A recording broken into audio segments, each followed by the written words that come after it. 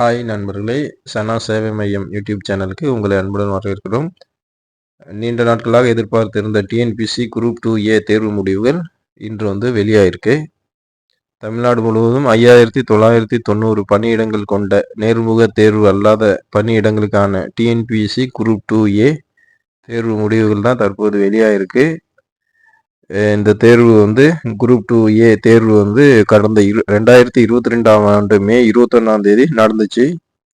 கிட்டத்தட்ட 1.5 வருஷத்துக்கு அப்புறம் இன்னைக்கு அந்த ரிசல்ட்டை வெளியிட்டிருக்காங்க. இந்த தேர்வு மொத்தம் 11 லட்சத்துக்கு அதிகமானவர்கள் விண்ணப்பிச்சு 9 லட்சம் விண்ணப்பதாரர்கள் தேர்வை எழுதுனாங்க.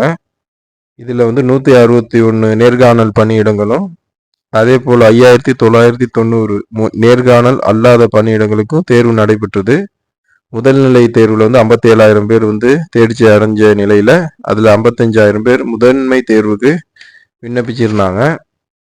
இந்த தேர்வு கடந்த ஆண்டு பிப்ரவரி 25ஆம் தேதி நடைபெற்றது. இதன் தேர்வு முடிவுகள் நடப்பாண்டில் ஜனவரி மாதம் வெளியான நிலையில் நேர்முக தேர்வு அல்லாத பணியிடங்களுக்கான மதிப்பெண் மற்றும் தரவரிசை பட்டியல் ரொம்ப நாளாகவே வெளியிடப்படாமல் இருந்தது.